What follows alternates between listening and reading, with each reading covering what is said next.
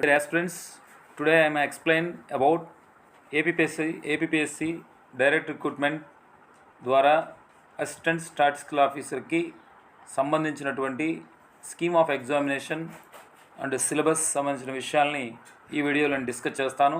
ఈ scheme of ఎగ్జామినేషన్లో ప్రిలిమినరీలో ఎక్కువ మంది అభ్యర్థులు పోటీ పడినట్లయితే ఎగ్జామ్ ఆస్పిరెంట్స్ ఎక్కువ మంది ఉన్నట్టయితే స్క్రీనింగ్ టెస్ట్ అట్లాగే మెయిన్ టెస్ట్ కండక్ట్ చేస్తారు. స్క్రీనింగ్ టెస్ట్లో ఎగ్జామ్ ప్యాటర్న్ ఎలా ఉంటుంది అంటే స్క్రీనింగ్ టెస్ట్లో జనరల్ స్టడీస్, మెంటల్ ఎబిలిటీ రెండు కాంబినేషన్గా క్వశ్చన్ పేపర్ తయారవుతుంది. ఇందులో 150 ప్రశ్నలు, 150 నిమిషాలు, 150 మార్కులుగా ఉంటుంది.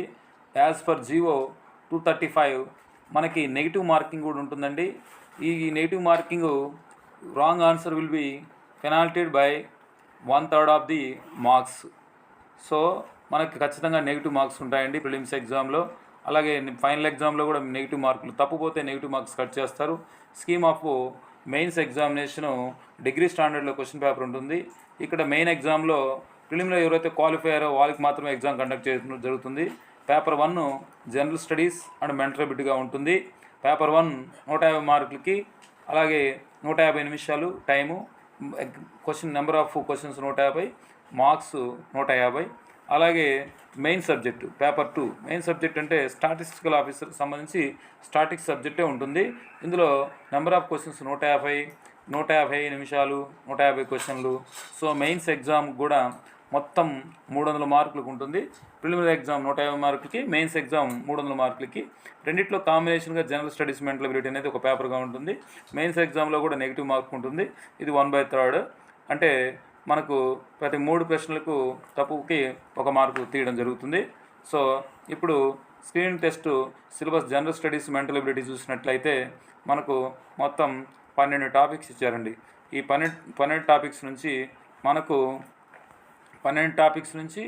మనకు జనరల్ స్టడీస్ అందరికీ తెలిసిందే. కరెంట్ అఫైర్స్ ఉంటుంది, అట్లాగే జనరల్ సైన్స్ ఉంటుంది, సైన్స్ అండ్ టెక్నాలజీ ఉంటుంది, social economic, political history, modern India. So ఇలా టాపిక్స్ ఇచ్చాడు.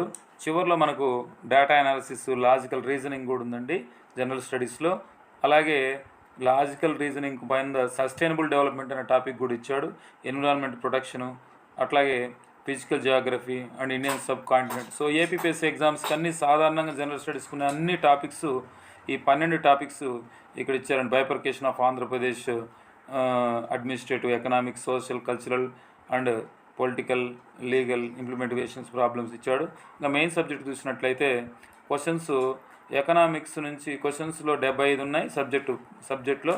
ఈ part B economics concepts, international economics, Indian economics, financial accounting, basic computers, introduction to statics, measures of central tendency, measures of dispersion, skewness, అలాగే measures of relations, analysis of time series and index numbers. ఇలా మనకు subject below ఉంది. Next main examination syllabus. ఇప్పుడు దాకా చదివింది preliminary examination syllabus. Preliminary ఎగ్జామినేషన్లో మనకి general studies and mental ability ఇది క్లియర్ అయిపోయింది. నా క్వశ్చన్ పేపర్ మెయిన్స్ కూడా మళ్ళీ జనరల్ స్టడీస్ సేమ్ సిలబస్ ఉందండి. సేమ్ సిలబస్ మెయిన్స్లో ఫస్ట్ పేపర్ అలానే ఉంటుంది. మరి ఈ సెకండ్ పేపర్ వచ్చేసరికి మనకు ఈ స్టాటిస్టికల్ సబ్జెక్ట్ మీద ఉంటుందండి. ఈ సిలబస్ చూసుకోగలరు. అలాగే ఈ సంబంధించి ఎగ్జామ్ ప్యాటర్న్ను చూసుకొని ఈ రాబోయే ఉగాది సందర్భంగా జాబ్ క్యాలెండర్ రిలీజ్ అయిపోతున్నారు. ఏపీపీఎస్సీ అసిస్టెంట్ స్టాటిస్టికల్ ఆఫీసర్ 200 వేకెన్సీస్గా నిర్ధారించారు. మీరు జాగ్రత్తగా ప్రిపేర్ అయ్యి సక్సెస్ అవ్వగలరని కోరుకుంటున్నాం. Thank you.